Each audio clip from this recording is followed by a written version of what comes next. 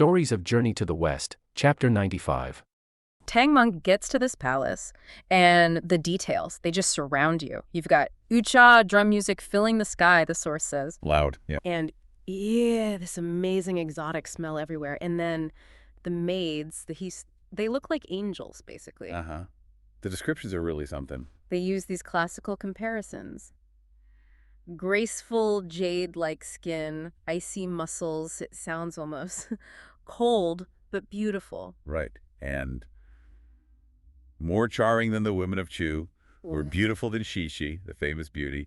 It's not just saying they're pretty. No, it's signaling something, isn't it? This otherworldly, almost dangerous beauty designed to trap you. Definitely.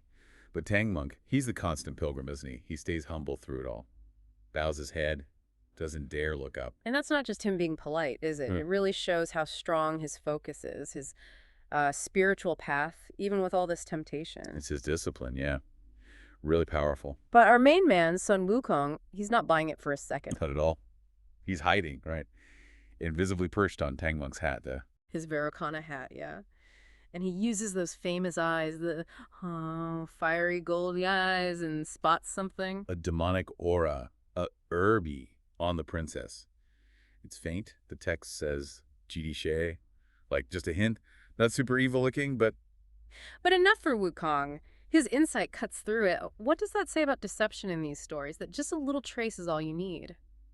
I think it shows that real perception, true seeing, is about picking up on the subtleties, not the big flashy stuff. And what's cool is Wukong actually admires Tang Monk in that moment. He thinks to himself, Kujusho. Good monk. In splendor, but no desire. Walking on jade, but not lost. Yeah. It's like even Wukong, the troublemaker, respects his master's purity right then. He doesn't hang about with the warning, though. Whispers urgently, Master, the princess is fake. Simple and direct. But Tang Monk hesitates. He doesn't want to freak out the king, basically. He wants to wait till court is over. Do you think that's like a weakness? Or just him sticking to the rules, even when there's danger? Oh, it's definitely part of his character. Not a flaw, I'd say. He's all about patience, propriety, doing things the right way, which often clashes with Wukong. Who's the total opposite? Exactly. Wukong is impatient. He can't wait. He just ignores the master's caution. And bam! With this massive roar, Wukong drops the invisibility, reveals his true self, scares everyone half to death. Right, and he goes straight for the princess. Grabs her. And lays into her with this incredible accusation. Calls her a beast. Says she's making fake things real. Still wants to trick my master, break his true yang, fulfill your lust. And that true yang isn't just about, celibacy. In Taoist terms, it's his pure life force, right? Key for his spiritual journey. Precisely. So the demon wants to absorb that energy. It's a spiritual attack, not just lust. The scene just dissolves into chaos after that. King stunned, queens falling over, maids running for cover. Nobody not hiding somewhere. Pandemonium. The beauty from moments before. Gone. Utterly shattered. And there's this amazing poetic bit describing the chaos, comparing it to itchative, spring wind blowing, autumn air swirling, like fallen flower petals covering the ground. It's beautiful imagery. But it's about destruction, isn't it? The ruin of that illusion. Very effective. So the demon's exposed. She struggles free, rips off her clothes, her jewelry. The disguise literally falling apart, revealing the monster underneath. And then she grabs a weapon. But it's weirdly ordinary. A short club that looks like a pestle from some little shrine in the garden. Yeah, not what you'd expect from a powerful demon. Very odd choice. So the fight kicks off. Wukong's Grog, his famous golden cudgel, against the demon Xia, the pestle club. One is Utna, famous, the other Utno, known. Nice contrast there. Sets up the power dynamic, or what seems like it. And the text is super clear about why they're fighting. Wukong's there, Utnya for the scriptures, protecting the mission. Standard hero stuff. But the demon. 2 reasons. 1, she came, Huyan, she loved the rare flowers there, but the main goal, Yuya, to combine with Tang Monk's essence. Targeted. Not random at all. She's after that spiritual power. And then we get this chilling little detail. She had Sino In captured the real princess last year, Whoa. So this isn't new. She's been playing this part for a whole year. Exactly. Shows how patient and cunning she is. Meanwhile, back on the ground, everyone's terrified. The whole city, the officials. Understandably. But Tang Monk, even though he hesitated before, now he steps up, calms the king down, assures him Wukong is just using magic to sort out true from false. And the court ladies see the discarded clothes. Ah, right. The evidence. And they finally get it. Okay, this wasn't our princess. Relief, maybe, but understanding, at least. But the fight's nowhere near done. It goes up into the sky, lasts for ages. Udong, half a day, no winner. Neck and neck. So Wukong pulls out a trick. The multiplication thing. His rod becomes hotopo. 1 becomes 10, 10 100, 100 1,000. Described like Yuparu, snakes and pythons writhing. Imagine that. A sky full of swirling golden rods. Overwhelms the demon clearly. She makes a break for it. Transforms into a clear breeze, and heads for the West Heaven Gate. Sneaky escape. But Wukong's right on her tail. He even calls in backup. The heavenly guards tells them to block her way. Cornered. And this is where she spills the beans about her weapon. That humble-looking pestle, And get this, it's anything but humble. It's material. An immortal root of mutton fat jade. Wow! That's like top-tier material in Chinese culture, right? Pure value. Absolutely. And its age, shaped over countless years. It existed before the universe as we know it, since, true, when chaos opened, when primal chaos split apart. Okay, hold on. So this isn't just an old club, it's primordial. Pretty much. It elevates the whole conflict, doesn't it? This isn't just some random demon fight anymore. No kidding. And it's from heaven, born Yu, imbued with Chol, golden light, 4 phenomena, and the auspicious energy of the 5 elements and 3 origins. And it lived in the Shrip, the Toad Palace, and the Osmanthus Palace. Both names for the Moon Palace. Exactly.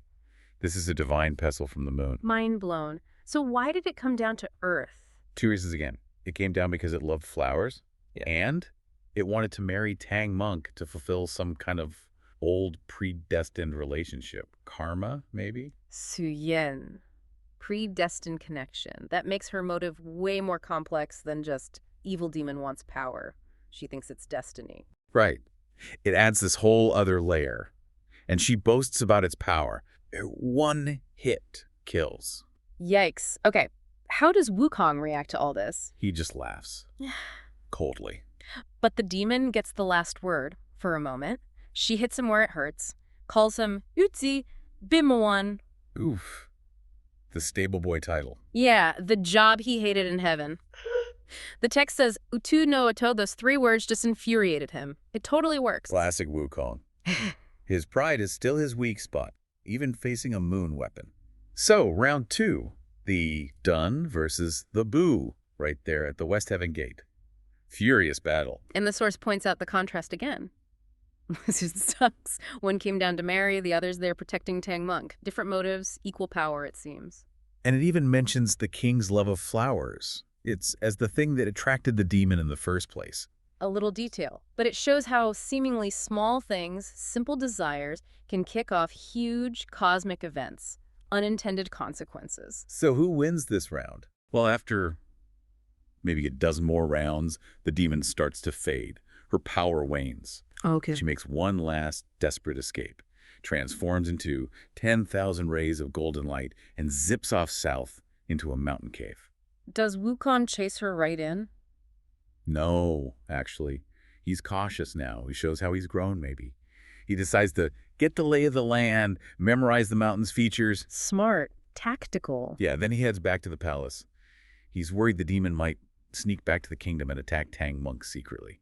The king of Tianzi Kingdom, his consorts, they are terrified. Yeah, imagine finding out your own daughter is, Yeah. or not your daughter, Yeah. an imposter. The chaos must have been immense. And right then, as the king is begging Tang Sanzang for help, who shows up? Sun Wukong, of course. Yeah. Descending from the clouds.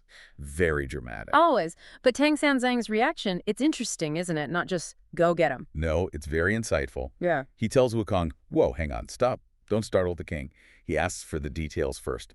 This fake princess, tell me more. Yeah. It really highlights that core theme, Amidst all the chaos, the need for force, there's still this underlying need for calm, careful inquiry to get to the truth. Such a contrast to Wukong's usual style. Right. His punch first, ask questions later approach. So Wukong gives his report. Quick, to the point, the fake princess. A demon. They already fought it. But it turned into a breeze and just zipped off towards the heavenly gate. Yeah, a clear breeze. And heading towards the heavenly gates, that's a big clue right there. He even had to call the heavenly gods to block it. What does that tell us about this demon's power, maybe, or where it came from? That's a massive hint, even if Wukong doesn't fully clock it yet. Fighting heavenly gods for, 10-odd rounds? Yeah. And then escaping his golden light. That screams celestial connection. This isn't your average earthbound monster. Good point. It foreshadows what's coming later, that divine angle. Definitely operating on higher plane. So, couldn't win, turns into golden light, escapes to a mountain down south. Wukong zips back, worried about his master, naturally. And the king is just beside himself, grabbing Tang San Zhang. Where is my real daughter? Totally understandable anguish. But Wukong, full of confidence. Oh, yeah. Swagger. He reassures him, look, once I catch the fake one, your real princess, she'll turn up. Naturally. Which you can imagine is a huge relief to the queen and the consorts. They immediately promise rewards, heavy rewards. But then Wukong gets tactical. He doesn't just charge off again. No, this is where you see his strategic mind kick in. He tells the king and Tang San Zhang, go to the main hall. Queen and consorts, back to their quarters. Right. Summons his brothers, Pigsy and Sandy, tells them, guard the master. Oh. Why? He says it gives privacy, eases his own mind. But really, it lets him discern clearly and crucially set the stage to show his skill later. He wants a public resolution. It's all about the reveal. Smart. Not just fighting, but managing the whole situation. Exactly. It's stage management as much as demon fighting. The king's totally on board, grateful, leads Tang San Zhang out. Pigsy and Sandy arrive quick, get their orders. Guard duty. Diligently, Wukong insists. And Wukong, off he goes. Somersault Cloud Express. The court officials are just bowing, totally impressed. He doesn't waste a second. Straight to that southern mountain and finds the demon's hideout. Turns out it fled into a, quote, nest. Blocked the entrance with stones. Timidly hiding inside, the text says. Quite the turnaround from fighting heavenly gods, eh? Yeah. But Wukong's patience wears thin, fast, as we know. Can't find it immediately. So he does the Wukong thing, summons the locals, earth god, mountain god. Time for an interrogation. We've seen these guys before, haven't we? These minor local deities, often a bit bureaucratic, Yeah. Maybe a bit clueless. It's putting it mildly sometimes. Right. And yeah, that impression holds up here. They show up, bowing, apologizing for not knowing he was coming. Standard procedure. Wukong warns them, no lying now. Demands the mountain's name. How many demons live here? And their answer is just perfect. Yeah. Oh, this is Maoying Mountain. Just 3 rabbit holes here. No demons since ancient times. Maybe look somewhere else on the road west, like they have absolutely no idea. None whatsoever. It really underlines that recurring theme, doesn't it? These huge cosmic events are happening, and the local admin, completely unaware, highlights Wukong's league. So Wukong has to spell it all out for them, the whole story. Tianzu Kingdom, the abducted princess left in the wilderness, the demon impersonating her, tricking the king, the colorful tower, throwing the ball to pick Tang San Zhang. Right, specifically to induce his primal yang. That detail's key. It really is. What exactly does that signify here? It sounds serious. Oh, it's deeply serious.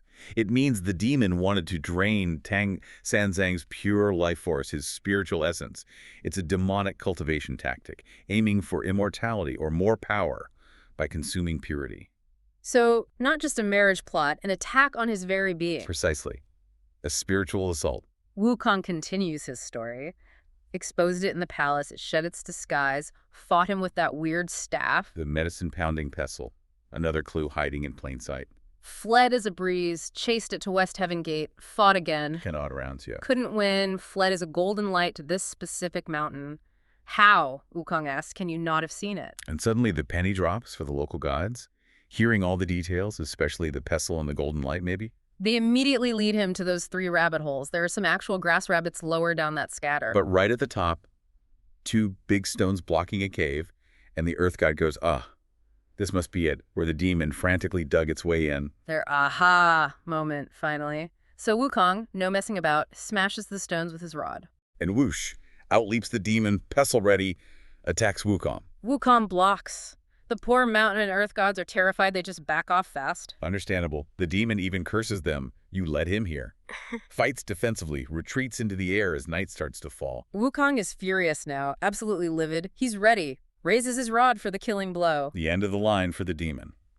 Or so it seems. But just then, that voice from the sky, "Great sage, stop, spare its life." Boom. Divine intervention arrives. We shift gears completely here from a demon hunt to celestial court business. Totally. This is a real deus ex machina, but with, like you said, that karmic twist. It's the Taiyin Jinjun. The lunar star lord herself, Yeah. with Hengi, or Chang'e, and her fairies, descending on colorful clouds. Proper spectacle. And Wukong, he knows authority when he sees it, instantly stops, bows, apologizes. Respect for the celestial hierarchy. The Star-Lord then drops the bombshell, this demon, it's her jade rabbit from the Moon Palace, Gongan Palace, the one that pounds the elixir. The mystic frost elixir. It escaped a year ago. And Taiyin Xingjun foresaw this life-threatening disaster for it, so she came personally to save it. Asks Wukong to spare it. What of Wukong's reaction to that? He immediately puts two and two together, doesn't he? He does. No wonder it used a pestle, so it's a jade rabbit. Why is the pestle suddenly so significant to him now? Because it connects the dots. That seemingly random weapon, the medicine-pounding pestle, clicks into place. Pounding elixir, jade rabbit, Moon Palace. It confirms the origin. Wukong's like a detective finding the crucial clue. It shows how cleverly the story weaves these details in, doesn't it? Rewards you for paying attention. Absolutely. Subtle foreshadowing. But Wukong, he's still the guardian of justice here. He doesn't just roll over. He protests. Rightly so. Lists the crimes, kidnapped the princess, impersonated her, tried to break my master's primal yang. These aren't small things. Can't just be forgiven, he argues. And this is where Taiyin Xingjun reveals the real story. The deeper truth. Yeah, the linchpin, as you called it. She explains the Tianzhu princess. Not just any mortal. Originally, she was Suni from the Moon Palace. Toad Palace, yeah. Another name for it. And here's the twist. 18 years back, Suni S slapped the jade rabbit. A slap. Seems so minor in the grand scheme. But apparently not. That slap, this tiny act, created a karmic debt that spiraled into this whole mess. Cosmic payback. A celestial grudge playing out centuries later on Earth. Incredible. Because of that slap, Suni felt this pull, longed for the mortal world, descended, and her spirit ended up reincarnated in the queen's womb, born as the princess. So the Jade Rabbit held onto that grudge all this time. Apparently so. Escaped the Moon Palace last year specifically to get revenge, abandoned Suni the princess in the wilderness, kicks off the whole impersonation plot. Wow. Long game. Taiyin Xingjun admits, okay, yeah, trying to marry Tang Senzang, that is unforgivable, but she points out, your vigilance, Wukong, prevented any real harm to your master, and she pleads, basically, forgive it for my sake. And Wukong, seeing the bigger picture now, the karmic entanglement, he agrees. He says he dare not defy because of the karma involved. Smart move, but he has a condition. Yes. Always the strategist. He requests Taiyin Xingjun and the fairies take the Jade Rabbit back to the king to prove everything publicly. Brilliant. Why does he insist on that? He says it will show my skill, yes, but also explain why Suni came down in the first place, allow the king to get his real daughter back, and fulfill a manifest retribution. It ties everything up neatly, publicly. It's about closure. Not just solving the problem, but demonstrating the truth, validating the journey, completing that karmic cycle for everyone to see. Exactly. Total clarity. Taiyin Xingjun agrees, points at the demon, commands it. Return to your true form. And poof.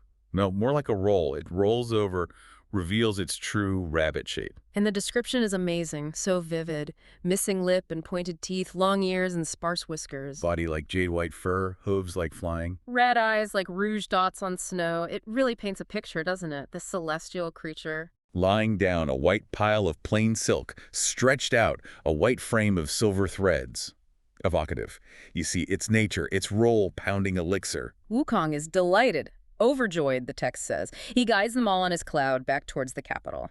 Taiyin Xingjun leads her fairies and the now revealed Jade Rabbit, heading for the big finale. So the grand public reveal. It's dusk now. Moon's rising. They reach the city just as the watchtower drums are beating. End of the day. Perfect timing again. The king and Tang Senzang. Still in the palace hall. Bigsy, Sandy, court officials all there, about to wrap things up. And then the celestial light show appears. Imagine it.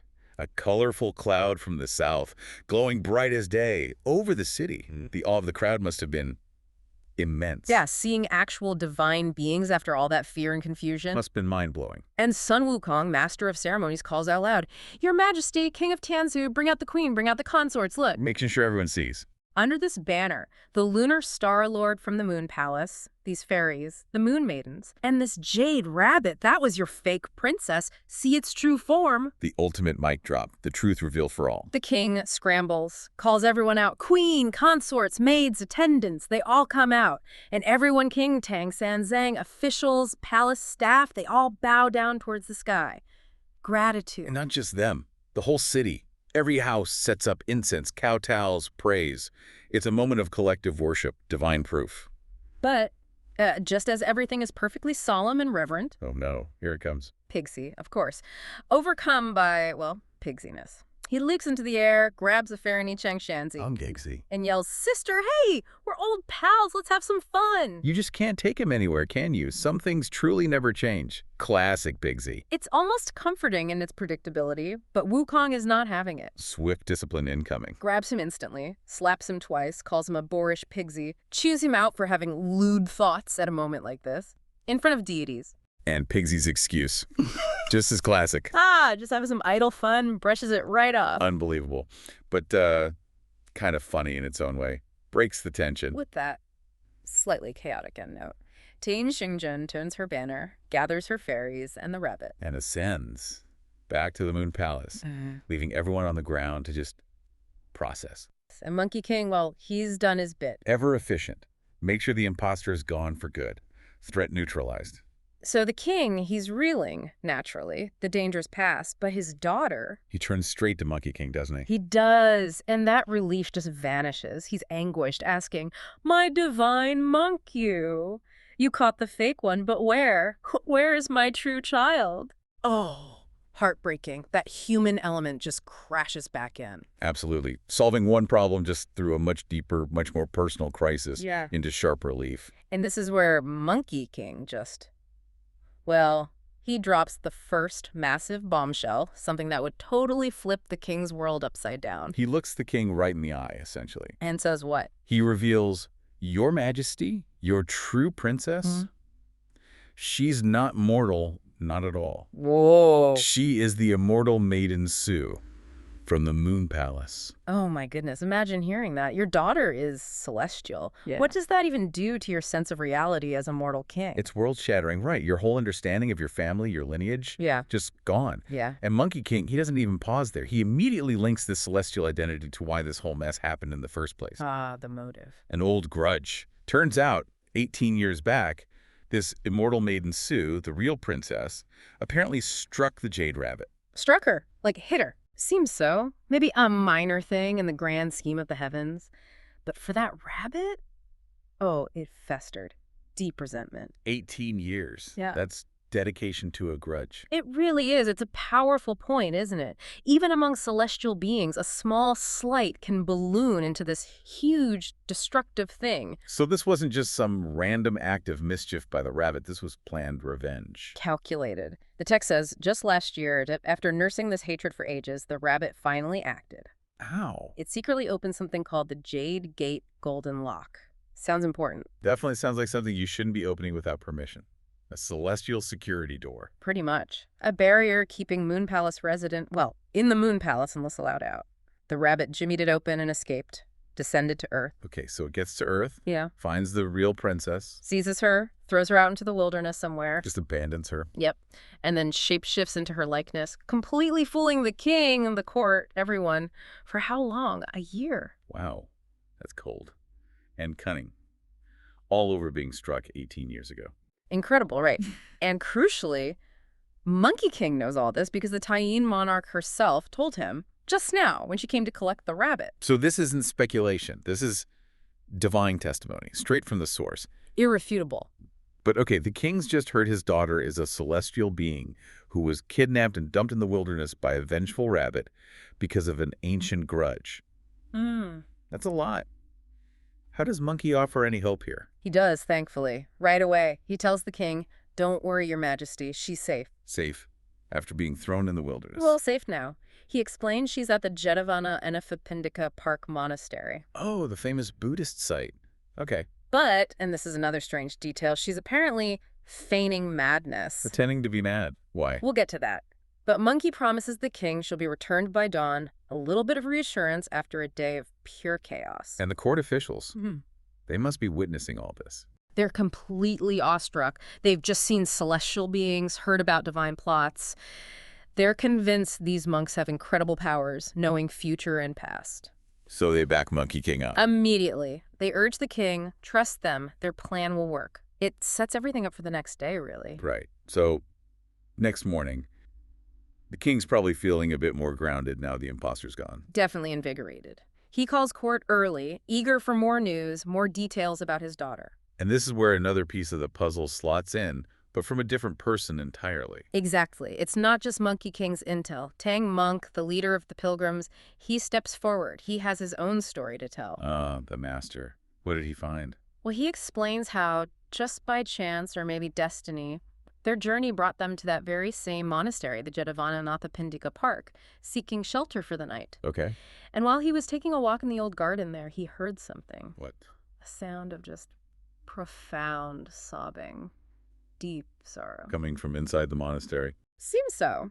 And this is where it gets really interesting. The truth emerges bit by bit from different angles. So Tang Monk investigates. He asks about it, and an old monk there, being over 100 years old. Wow. He hears Tang Monk's questions, tells everyone else to leave, and shares the secret he's been keeping. The secret of the sobbing. The secret of the princess. This old monk knows her story. So what is her story from her perspective? How did she end up there? Well, according to what she told the old monk, she was just enjoying a nice evening looking at the moon and flowers in the palace garden. A perfectly normal princess activity. Right. When suddenly this fierce wind just scoops her up, grabs her and whisks her away, depositing her right there at the monastery gates. Just like that, like the Jade Rabbit story implied. Okay, so she's abducted and dropped off. What does the old monk do? This is the really fascinating part, showing that unexpected kindness. The old monk, he's described as knowing human etiquette. He understands she's royalty, she's vulnerable. So he helps her. He does, but in a very strange way. He's worried about the other monks in the monastery, calls them bad monks or one-sung, maybe undisciplined. He fears they might harm her or pollute her is the word used. Okay, a genuine concern. So to protect her, he locks her away in a secluded room, keeps her hidden. Right, makes sense. But to stop the other monks from getting curious or trying to bother her, he tells everyone she's a demon. He tells them she's a demon. To protect her. Exactly, a compassionate deception. He figures if they think she's a dangerous demon locked away, they'll stay clear. It completely challenges your idea of what protection might look like, doesn't it? That's incredibly clever. Right. And kind of sad. So he's basically labeled her monstrous to keep her safe. Precisely. And the princess, she's smart. She understands what he's doing, why he's doing it. So she plays along. She does. This explains the feigning madness Monkey mentioned. During the day, if anyone comes near, she just babbles nonsense, asks for food, acts completely unhinged. To keep up the demon act. Right. But then at night, when she's alone, she weeps. Cries for her parents, her home. It's heartbreaking, but also shows her resilience. Wow. Cooperating in her own confinement and mislabeling to survive? Yeah. And the old monk? What's he even doing all this time? He didn't just lock her up and forget her. He kept trying to check what was happening back at the palace. Oh, good. But every time he checked, he saw the imposter princess, seemingly fine, living the royal life. So he didn't dare speak up. Who would believe him? Yeah, confronting a seemingly healthy princess with a story about a secret mad demon princess hidden in a monastery. Tough sell. Exactly. Until Tang Monk and his disciples arrived, the old monk recognized their holy aura, their supernatural powers, and knew they could finally reveal the truth and be believed. He needed someone with credibility, essentially. Divine credibility. Yes, and Tang Monk adds one more chilling detail. He mentions his own encounter with the fake princess, the Jade Rabbit. Well, yeah, you mentioned that earlier. He realized who she was, and he says she actually tried to break his primal yang. What does that mean exactly? It sounds serious. It is. It refers to his vital essence, his spiritual purity. For a monk on a sacred journey like Tang Monk, it's core to his being, his path to enlightenment. So it wasn't just a physical threat. It was a spiritual attack aimed at destroying his progress, his very essence. Good grief. So the rabbit wasn't just impersonating. She was actively malevolent towards the pilgrims, too. Definitely. So Tang Monk confirms it. The real princess is indeed at the monastery, still keeping up the madness act. Okay, so now the king has the full story. The celestial identity, the grudge, the abduction, the old monk's crazy but kind clan, the princess's suffering and cleverness. All of it. And hearing it all laid out like that, the king just breaks down, a profound cry of grief. Understandable. All that time, his daughter was suffering, hidden away. And his grief, it echoes. The text says it startled the 3 palaces and 6 courtyards. That's like the entire royal household, all the consorts, officials. A whole palace is weeping with him. It's a moment of shared sorrow. A kingdom mourning its lost princess, who is now, finally, about to be found. So what's the next practical step? Does the king ask how far away she is? He does. Maybe grief turning into urgent action. How far is this monastery? And Tang Monk. He replies, only 60 live, which, isn't that far. Maybe 20 miles or so. Definitely doable. Close enough to bring her back quickly. Absolutely. A manageable distance for a royal retrieval mission. And the king doesn't waste a second, does he? Nope. He immediately issues a decree. He's going himself. Taking the whole crew. Pretty much. The empress, the grand tutor, a top official, lots of other court members, and of course, the 4 monks, Tang Monk and his disciples. They're all going together to bring the princess home. A full royal procession. And Monkey King gets to the temple fast. Like incredibly fast. Right. The text says he doesn't walk or even really fly back in the usual way. He just does that trick. The waist twist. Yeah, twists his waist and just appears, pops out of the sky. Classic Monkey King. It's such a signature move, showing off his, mastery of speed and transformation. And the monks, they're just standing there completely stunned. Then he gives them this super quick explanation like, hey, the king and queen are on their way. And just like that, their whole sense of time kind of shifts, doesn't it? It sets the stage for what's coming. He's really efficient, too, telling the old head monk what happened. No messing about. No, it's like a bullet point summary. Yeah. Fake princess, embroidered ball trick, tried to marry the boss, we chased her, fought her, turns out she's the Jade Rabbit, Ty and Star took her away, boom. Done. Took. Concise. But what's really interesting is the effect on the other monks. Because suddenly they realize, wait a minute, that girl we had locked in the back room was the real princess. Exactly, it clicks. This wasn't just some demon messing around. Yeah. It was a real human tragedy happening right there. Yeah. You can almost feel their perspective shift from, fear to empathy. That's a powerful moment. And then almost immediately, the procession arrives. Yep, the king, the queen, even these 4 divine monks show up. Big arrival. And the king sees Monkey King already there and is like, how'd you get here so fast? And Monkey, he just kind of laughs off, right? He gives that classic understated reply. Oh, just twisted my waist. Yeah. But then comes the reunion, and this, I think, is maybe one of the most moving parts. The king and queen seeing their daughter again. It's so raw. The text uses the word broa, like filth or defilement, describing maybe what she endured. But they don't care. They just grab her, embrace her. All that royal protocol just melts away. It's just pure parental love, isn't it? Unconditional. Totally. It feels very human, very relatable, especially compared to how society might judge. And then they immediately start caring for her. Right. Bathing, changing clothes, getting her ready to go back to the palace. It's practical, but also really compassionate. Yeah. But then Monkey King does something, unexpected. Okay. Instead of just basking in the glory of the rescue. Right.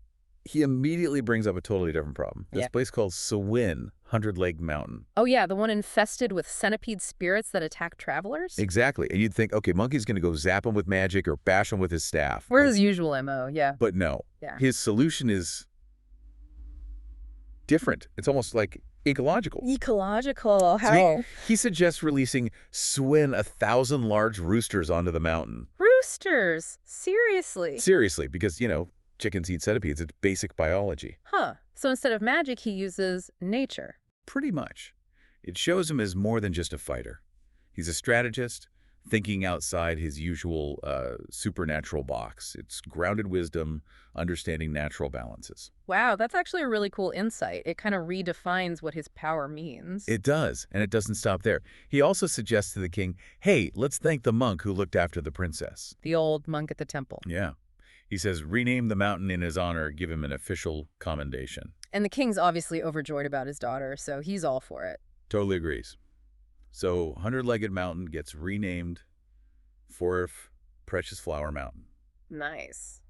A much better name. And the temple gets a makeover, too. A brand new title. Say, Ishi. Which means? Something like Imperially Built Precious Flower Mountain Yegu Bujin Temple. It emphasizes the royal connection and probably has some Buddhist significance, too. Okay, so the place gets honored. What about the monk himself? He gets a permanent hereditary official title. The nation-repaying monk official. Hereditary. Wow. Yeah. And a salary to go with 36 such a grain every year. It's not just a quick thank you. It's a legacy. It ties the place, the person, and this whole event together permanently. Exactly. It transforms the landscape, literally and figuratively. So after all this resolution and recognition, naturally, there's a celebration. Oh, yes. Yeah. A big feast back at the palace. Lasts for days. And we know who loves a feast. Uh-huh. Yeah, the text specifically mentions Pigsy is just having the time of his life, devouring with all his might for like 5 or 6 days. Figures. But even amidst all the celebration, they still have their goal, right? The journey. Right. And that leads to the next challenge, actually leaving. The king wants to shower them with gifts. Huge gifts. 200 ingots of gold and silver, plates of treasures for each of them, lavish stuff. But they turn it all down. Every single bit. It really hammers home their dedication, doesn't it? Their focus isn't on worldly rewards. But they've got their eyes on the prize, the scriptures. But leaving is still awkward. The king, the queen, all the officials, even the monks from the newly renamed temple. They all want to give them this huge formal send-off. Exactly. It's this massive crowd, and the pilgrims can't just, politely slip away. It's becoming a bit of a scene. So Monkey King needs one more trick up his sleeve. One final flourish. He conjures up a wind. Not just any wind, right? The text calls it, Yeah, a blast of dark wind, or maybe obscuring wind from the southeast. And what does it do? It basically just temporarily blinds everyone in the farewell party. Kicks up dust, makes their eyes water. They can't see a thing for a moment. Clever. And in that moment of confusion, poof, the pilgrims are gone. Vanished. A perfectly magical escape keeps their journey moving without fuss. It's a neat, almost humorous way to wrap up their time there, keeping them untangled from worldly affairs. So, looking back at this single chapter, it's actually packed, isn't it? It really is. You've got the resolution of the Jade Rabbit plotline, this surprising bit of practical, ecological problem-solving with the roosters. The lasting recognition for the monk, changing the whole landscape's history. And then that constant reminder of the pilgrim's commitment, refusing the gold, slipping away to continue their real mission. It's a lot more than just moving the plot forward. There are layers about, duty, wisdom, human connection. Definitely. And the chapter ends with this really beautiful resonant line. It ties back to that title we started with. Oh, yeah. What is it? It's Trinsbull translation. Roughly. Bathed in the clean waves of grace, one returns to true nature. Exiting the golden sea, one comprehends emptiness.